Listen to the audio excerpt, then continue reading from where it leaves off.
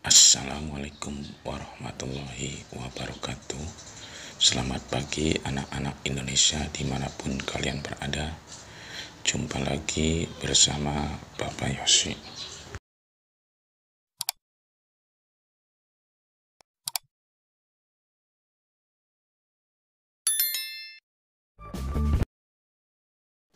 Di masa pandemi COVID-19, kita semua harus selalu menerapkan protokol kesehatan, yaitu 5M.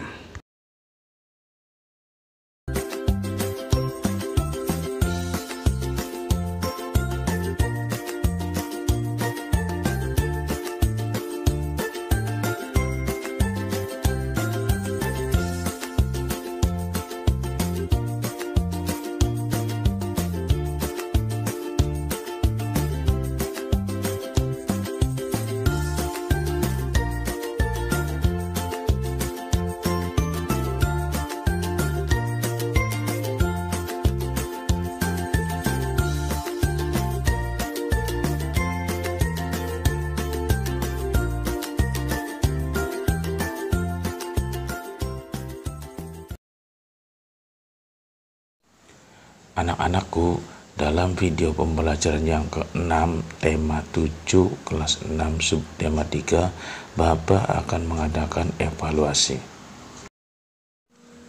Baik anak-anakku, sekarang silakan kalian berlatih menjawab soal-soal evaluasi berikut ini. Soal nomor 1, perubahan apa yang terjadi pada masa pubertas? Nomor 2, bagaimana cara menjaga kesehatan reproduksi pada masa pubertas? Nomor 3, apa nilai yang terkandung dalam sila kelima Pancasila? Yang keempat, apa pendapatmu jika kita selalu memberikan bantuan kepada seseorang sepanjang hidupnya? Mengapa? Nomor 5, bagaimana cara membuat patung dari sabun batangan? Nomor 6, apa yang harus disiapkan jika kita akan membuat patung dari bubur kertas? Nomor yang terakhir, nomor 7, apa saja bentuk kerjasama Indonesia dengan negara-negara ASEAN dalam bidang pendidikan?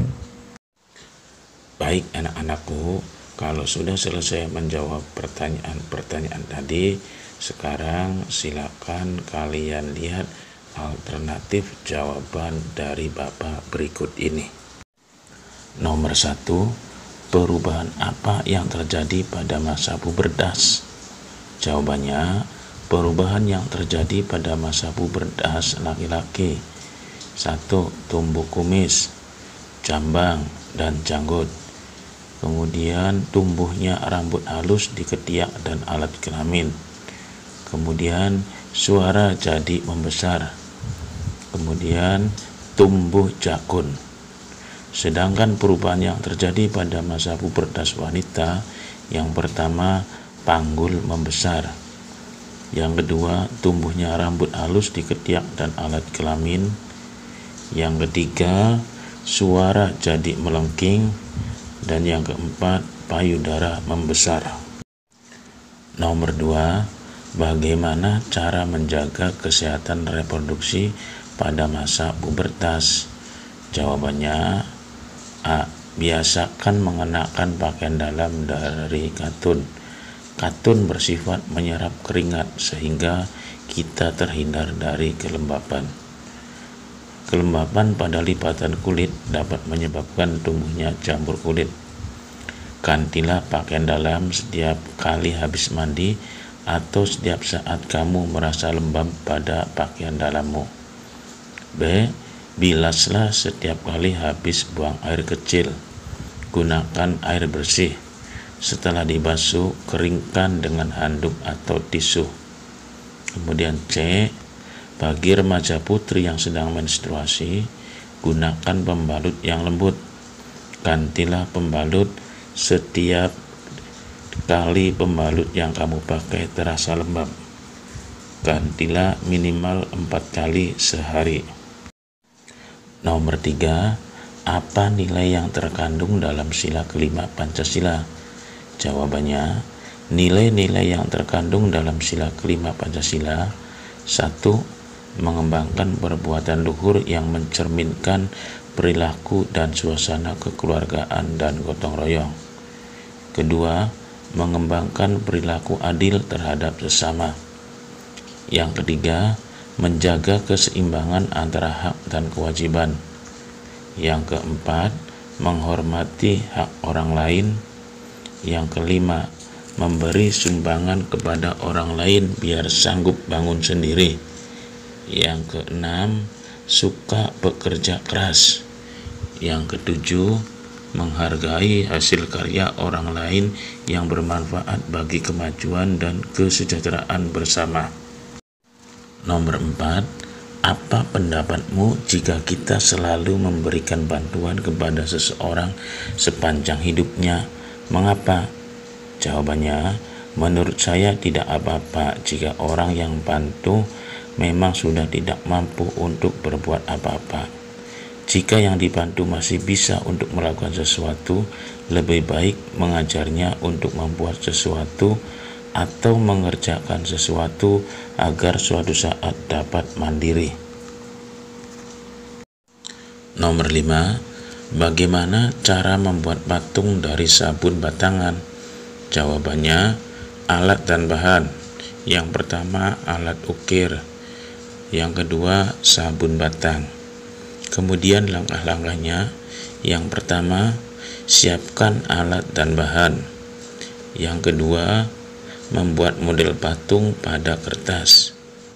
Yang ketiga, hilangkan motif atau tulisan yang ada di sabun batang.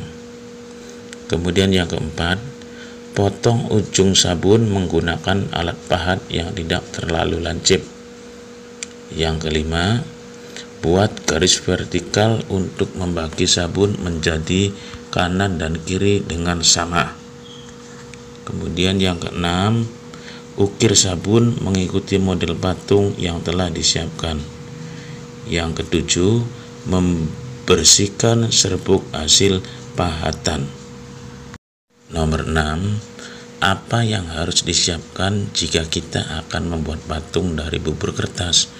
Jawabannya, tang, kawat kasa, gunting, kertas koran, air, tepung kanji, baskom, cat semprot, papan alas atau triplek. Nomor 7, apa saja bentuk kerjasama Indonesia dengan negara-negara ASEAN dalam bidang pendidikan? Jawabannya, yang pertama, dibentuknya The Southeast Asian Minister of Education Organization pada tanggal 30 November 1965. Kemudian yang kedua, pensinkronisasian standar ijazah antar negara anggota ASEAN. Kemudian yang ketiga, peningkatan ilmu pengetahuan kalangan pemuda ASEAN dalam proses integrasi regional. Kemudian yang keempat, pembentukan kelompok peneliti antar negara. Kemudian yang terakhir, pertukaran pelajar antar negara anggota. Nah, anak-anak, demikianlah evaluasi pembelajaran kali ini. Mudah-mudahan dengan evaluasi tadi kalian lebih bersemangat untuk belajar. Bapak akhiri, wassalamualaikum warahmatullahi wabarakatuh.